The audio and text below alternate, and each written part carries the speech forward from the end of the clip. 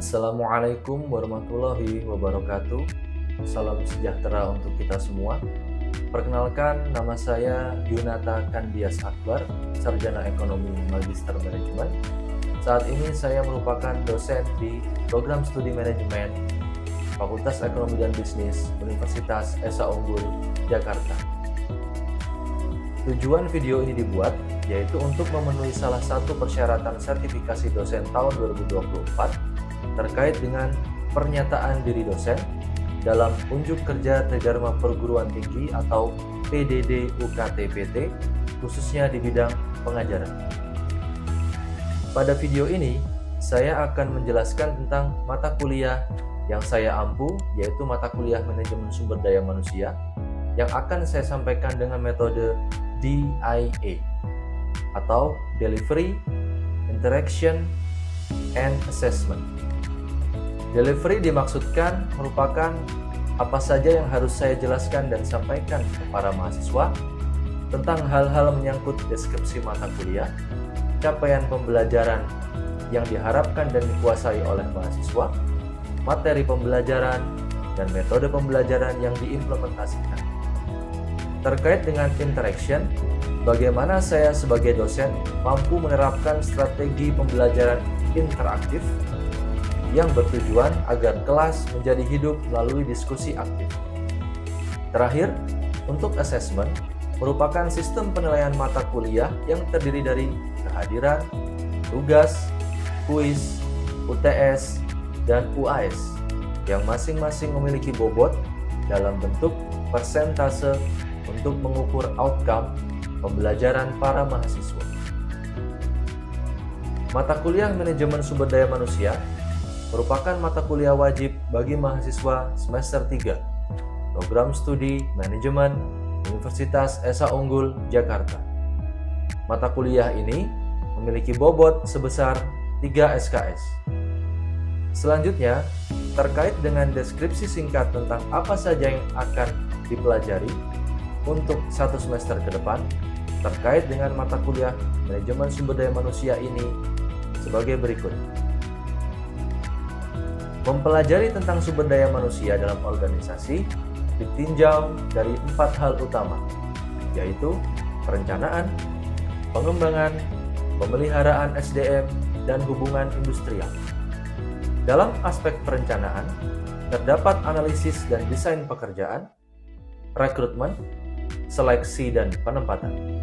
Sedangkan dalam hal pengembangan karyawan, di dalamnya terdapat pengembangan kemampuan dan pengembangan karir, termasuk dengan pelatihan. Dalam aspek menjaga atau mempertahankan karyawan, aspek terkait adalah penilaian kinerja, kompensasi, dan sistem upah, serta motivasi bekerja. Sedangkan dalam aspek terakhir yang akan dibahas di mata kuliah Manajemen Sumber Daya Manusia yaitu hubungan industrial.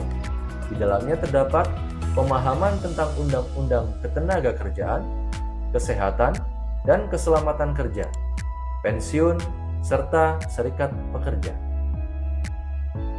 Selanjutnya, saya akan menjelaskan tentang capaian pembelajaran lulusan program studi yang dibebankan pada mata kuliah Manajemen Sumber Daya Manusia. Terdapat 2 capaian pembelajaran lulusan yang terkait dengan mata kuliah Manajemen Sumber Daya Manusia, yaitu terkait keterampilan umum dan keterampilan khusus. Capaian pembelajaran lulusan keterampilan umum diharapkan bahwa mahasiswa mampu merencanakan, mengorganisasikan, melaksanakan, mengevaluasi, dan mengkaji, serta mengambil keputusan secara tepat dalam konteks penyelesaian masalah.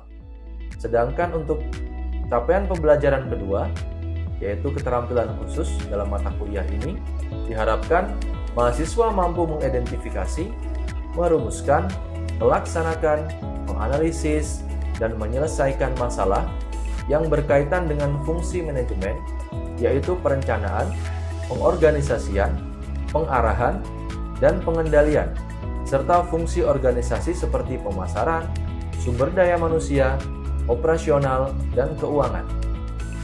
Pada level manajerial dan operasional di berbagai tipe organisasi dengan kaidah yang berlaku dengan menetapkan teknologi dan prinsip-prinsip kewirausahaan. Selanjutnya, capaian pembelajaran lulusan yang disebut tadi diturunkan menjadi capaian pembelajaran mata kuliah atau CPMK. Dalam mata kuliah manajemen sumber daya manusia ini terdapat 5 CPMK. Yang pertama, mahasiswa memahami definisi, fungsi, dan tujuan manajemen sumber daya manusia, urgensi manajemen sumber daya manusia dalam organisasi, dan berbagai paradigma manajemen sumber daya manusia. CPMK kedua, mahasiswa mampu merencanakan aktivitas dan kebutuhan SDM sesuai dengan desain pekerjaan, termasuk di dalamnya memahami proses dalam mendapatkan tenaga kerja, yaitu rekrutmen dan seleksi. CPMK nomor 3, mahasiswa mampu memahami dan menyusun program pengembangan karyawan yang terdiri dari pengembangan kemampuan dan pengembangan karir, termasuk di dalamnya penyusunan kebutuhan pelatihan dan bentuk aktivitas pengembangan lainnya. CPMK nomor 4, mahasiswa mampu memahami dan menganalisis kebijakan manajemen kinerja dalam organisasi, termasuk di dalamnya proses memberikan kompensasi dan pembayaran kepada karyawan. Yang terakhir, untuk CPMK nomor 5, diharapkan mahasiswa mampu mengetahui, memahami, mendeskripsikan, dan menganalisis aktivitas hubungan industrial yang ada di dalam organisasi, termasuk serikat pekerja, peraturan ketenagakerjaan, kesehatan, keselamatan kerja, sampai dengan pensiun dan keluar. Selanjutnya, CPL dan CPMK yang saya sebutkan tersebut tadi diturunkan atau dibahas melalui bahan kajian utama. Terdapat 13 kajian utama yang akan kita bahas dalam mata kuliah manajemen sumber daya manusia yang dibagi atas 14 pertemuan. Yang pertama, bahan kajian dasar-dasar manajemen sumber daya manusia, manajemen personalia, manajemen sumber daya manusia internasional. Yang kedua, merencanakan kebutuhan tenaga kerja, membuat desain pekerjaan, termasuk deskripsi pekerjaan dan syarat posisi pekerjaan.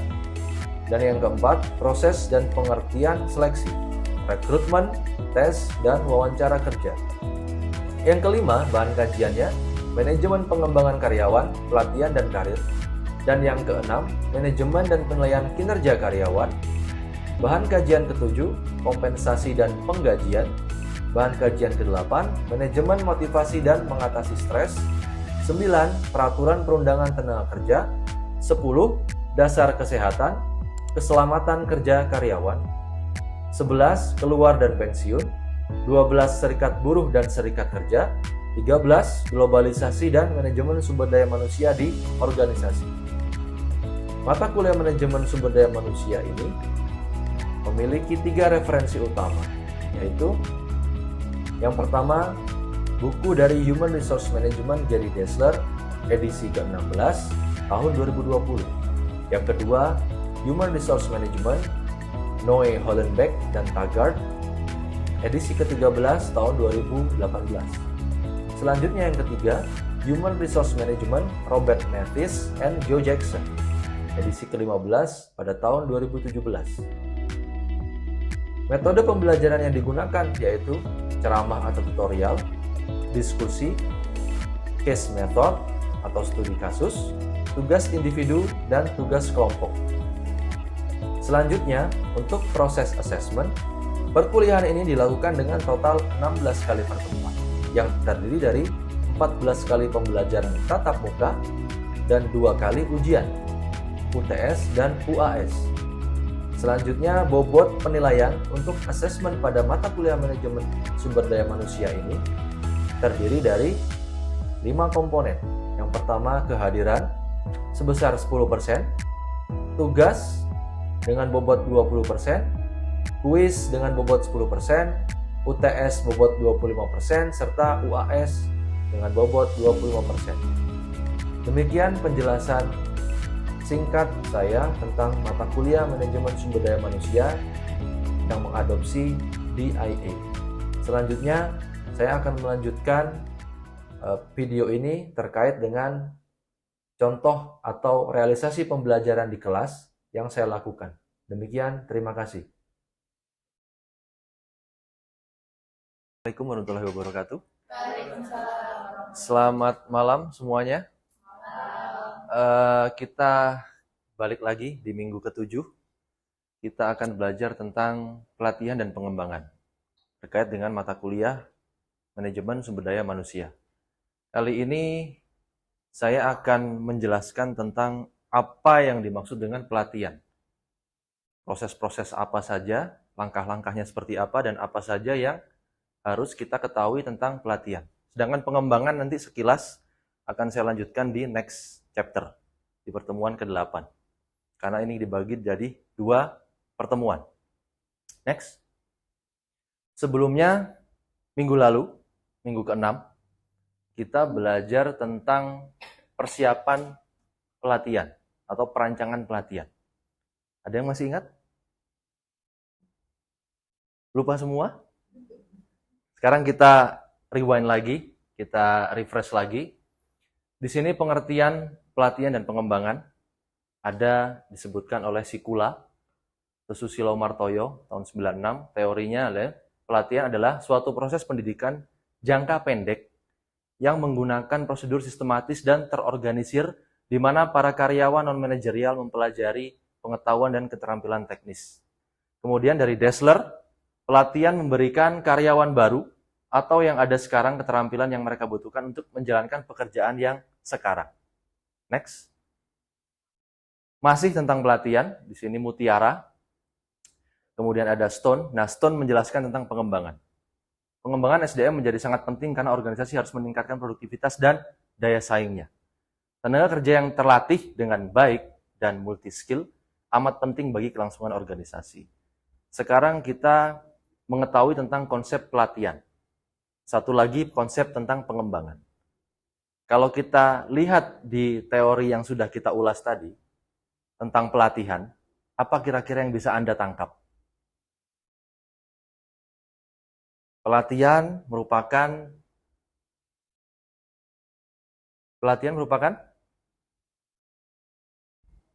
pengembangan jangka pendek. Betul, pengembangan jangka pendek. Sedangkan pengembangan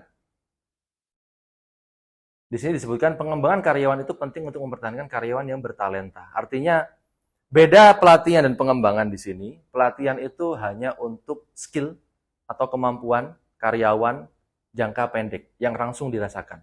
Bisa langsung dirasakan. Sedangkan pengembangan melalui beberapa tahap beda dengan pelatihan. Kalau pengembangan sifatnya jangka panjang. Artinya Anda dilakukan pengembangan saat ini yang Anda rasakan di masa yang akan datang. Tidak langsung Anda rasakan. Next. Sekarang tujuan dan pelatihan dan pengembangan. Ada 6 di sini. Yang pertama, meningkatkan produktivitas. Yang kedua, memperbaiki kualitas. Yang ketiga, mengurangi waktu belajar karyawan. Yang keempat, mengurangi retensi karyawan. Yang 5, mengurangi waktu belajar karyawan. Kemudian yang nomor 6, transfer keahlian dan kaderisasi. Sekarang saya coba berikan ilustrasi tentang pelatihan dan pengembangan. Saya karyawan di sebuah perusahaan. Ya. Kemudian saya diajukan oleh atasan saya untuk mendapat beasiswa sekolah lagi. Meningkatkan kemampuan akademik saya. Yang tadinya saya sarjana, saya akan ditingkatkan ke magister oleh atasan saya. Karena saya dirasa mampu, karena saya dirasa cocok untuk ditempatkan di posisi dia untuk 5 tahun ke depan. Nah, kalau seperti itu contoh ilustrasi yang saya jelaskan barusan, termasuk pelatihan atau pengembangan. Kenapa? Karena sifatnya jangka panjang. Kita betiknya jangka panjang. Tapi ketika saya ditugaskan oleh atasan saya untuk mendapat penambahan skill tentang manajerial dokumen misalnya. Manajerial dokumen di sistem informasi di perusahaan saya. Saya dikasih bahan kajian, saya dikasih bahan-bahan ajar penambahan kompetensi terkait itu. Dan berlangsung sekitar 1 sampai 7 hari efektif. Diadakan oleh HRD di perusahaan yang tempat saya bekerja. Kemudian setelah dari kegiatan tersebut, saya mendapatkan sebuah keterampilan tambahan tentang manajerial dokumen. Nah, kalau yang seperti ini, kita bisa sebut ini sebuah pelatihan atau pengembangan? Pelatihan. Artinya, kalau Anda semua sudah bisa membedakan tentang pelatihan dan pengembangan, ya, kemudian kita akan belajar tentang tujuan pelatihan dan pengembangan, manfaat dan lain-lain, kemudian kita akan melangkah ke proses. Tata cara bagaimana perusahaan melakukan pelatihan dan pengembangan. Next. Ini manfaatnya, ada 2, dibagi menjadi 2 bagian, organisasi dan karyawan itu sendiri. Yang pertama kita akan melihat tentang bagian organisasi. Manfaatnya yaitu peningkatan produktivitas organisasi, otomatis karena ketika karyawan di-upgrade skill-nya atau kemampuannya, kemampuan dasar atau kemampuan tambahan yang dibutuhkan oleh perusahaan saat itu juga, yang bisa dirasakan oleh perusahaan saat itu juga, otomatis produktivitas organisasi dapat meningkat, mengalami peningkatan, walaupun tidak secara signifikan. Yang kedua, terwujudnya hubungan serasi antara bawahan dan atasan. Seperti ilustrasi yang saya jelaskan tadi, hubungan serasi yang di sini dimaksud adalah hubungan konektivitas kinerja. Ketika atasan sudah punya feeling, karyawannya yang harus di-upgrade, yang mana di-upgrade tentang skill apa sesuai kebutuhan dia. Kemudian nomor 3, terjadinya proses pengambilan keputusan yang lebih cepat karena melibatkan karyawan yang bertanggung jawab. Yang keempat, meningkatkan semangat kerja seluruh karyawan dalam organisasi. Kenapa kok pelatihan bisa meningkatkan semangat kerja seluruh karyawan dalam organisasi? Kenapa? Ada yang bisa bantu jawab? Menjelaskan? Apakah pelatihan itu setiap individu dilakukan serentak? Atau hanya 1, 2, 3 orang? Bisa serentak, bisa 1, 2, 3. Kenapa bisa serentak?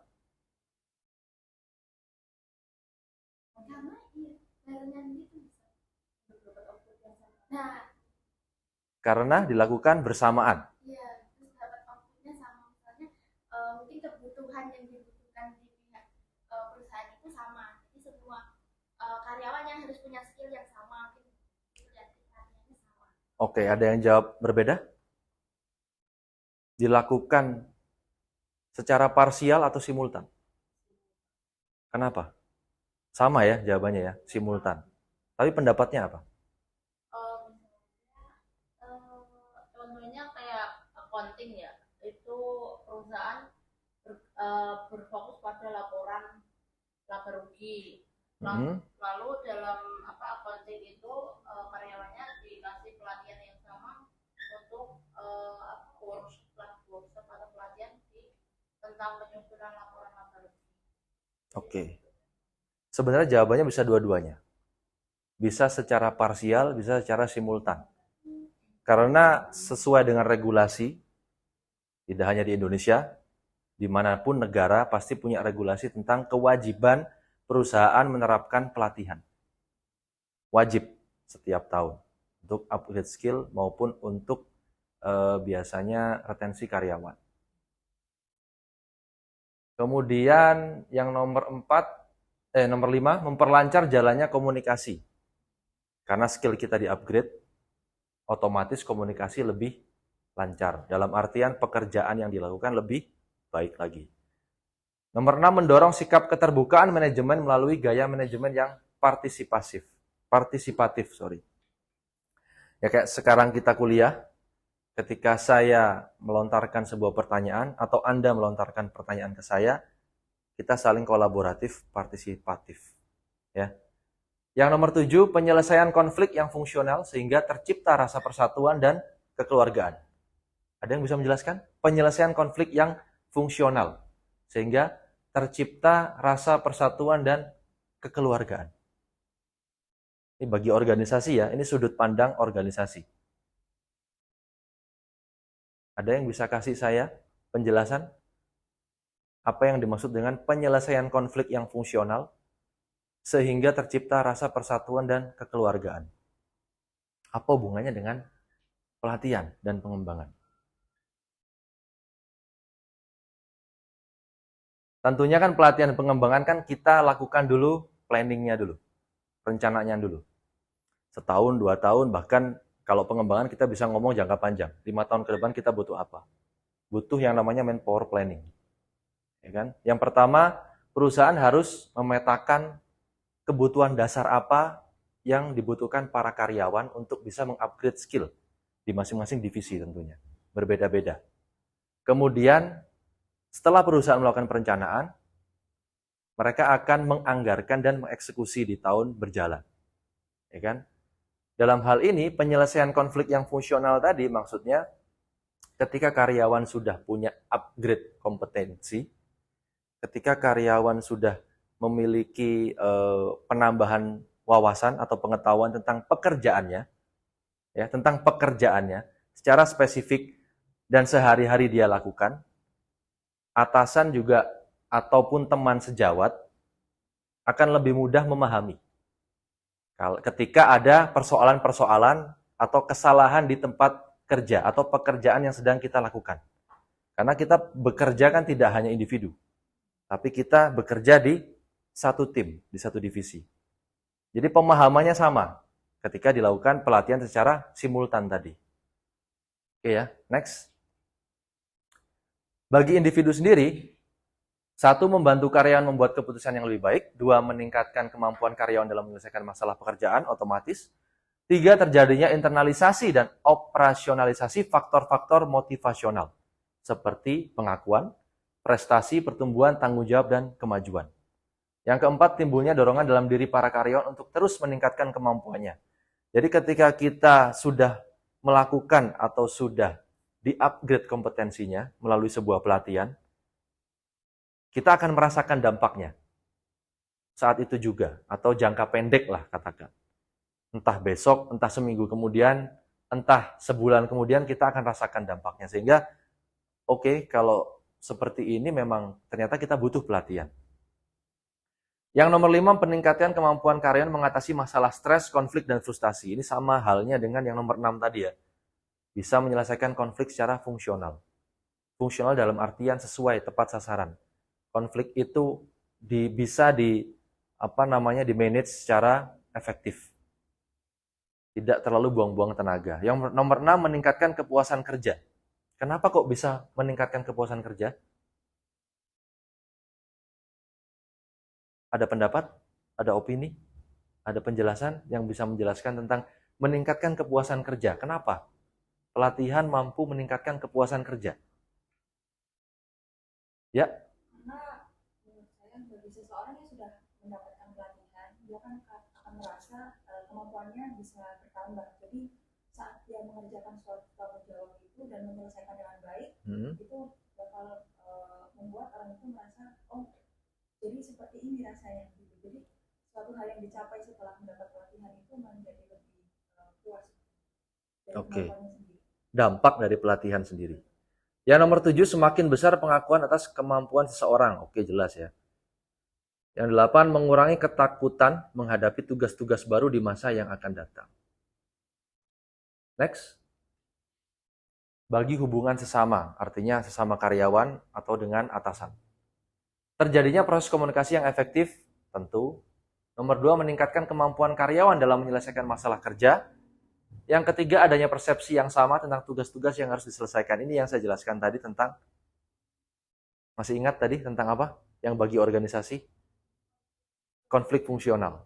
Kemudian, ketaatan semua pihak terhadap peraturan. Yang kelima, terdapatnya iklim yang baik bagi pertumbuhan seluruh karyawan. Dan terakhir, menjadikan organisasi sebagai tempat yang lebih menyenangkan untuk terus berkarya. Idealnya seperti itu. Next. Kalau kita lihat 5 poin, peserta, pelatih, lama, durasi, bahan latihan, bentuk pelatihan. Ini perencanaan atau pelaksanaan pelatihan. Perencanaan. Perencanaan pelatihan. 5 unsur ini. Oke, kalau gitu, kalau kita baru ngomong perencanaan pelatihan, artinya kan kita butuh satu. Apa dulu kira-kira? Ketika kita akan merencanakan pelatihan, kita butuh apa dulu? Hah? Kita kan butuh data dulu toh. Data tentang apa? Kebutuhan kan? Kebutuhan dulu yang kita rencanakan. Kebutuhannya apa? Nah, yang nomor 2 apa?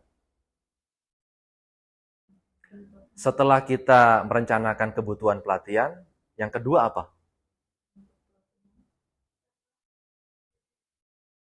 Yang kedua apa? Bahan. Bahan pelatihan. Ya, anggaran betul. Tapi selain anggaran yang lebih penting lagi apa? Bentuk pelatihan. Kan setelah kita memetakan kebutuhan, kita akan memastikan bentuk pelatihannya seperti apa. Ya kan? Kemudian kita lihat pesertanya siapa. Ya kan? Kemudian kita menetapkan pelatih dulu apa durasi dulu? Hah? Durasi dulu. Berarti semau kita. Pelatihnya dulu. Setelah pelatih, kemudian durasi. Setelah durasi kita pastikan bahan pelatihannya fit atau tidak. Artinya 5 unsur ini tadi masuk rencana. Next. Perbandingan pelatihan dan pengembangan ini ya. Di sini inti dari apa yang kita pelajari dari awal tadi. Pelatihan dan pengembangan. Pelatihan fokusnya saat ini. Pengembangan yang akan datang. Ruang lingkupnya secara individu, kelompok kerja atau organisasi untuk pengembangan. Kerangka waktu segera jangka pendek, yang pengembangan jangka panjang. Sasarannya memperbagi kekurangan saat ini dan pengembangan mempersiapkan tuntutan kerja di masa yang akan datang. Oke ya. Ada pertanyaan sampai sini? Ini materi terakhir kita. Ada pertanyaan? Kalau tidak ada, saya akan kasih tugas untuk minggu depan. Kita akan memperagakan tentang pelatihan. Coba Anda buat kelompok dan Anda diskusikan dengan kelompok Anda. Kira-kira pelatihan apa yang ingin Anda lakukan? Anggap aja nanti di depan ini peserta pelatihan. Anda 2-3 orang kelompok menjelaskan tentang pelatihan apa yang sedang Anda lakukan atau laksanakan. Anda sebagai trainernya nanti. Saya minta dari perencanaan, rancangan, sampai dengan outputnya apa. Ya. Ada pertanyaan lagi terakhir? Kalau tidak ada, saya akan akhiri pertemuan kita. Terima kasih. Sampai jumpa minggu depan. Jangan lupa, minggu depan kita presentasi kelompok tentang pelatihan. Karena next kita akan bahas tentang pengembangan. Kalau pengembangan materinya lebih sedikit dari pelatihan. Oke, terima kasih. Selamat malam. Assalamualaikum warahmatullahi wabarakatuh.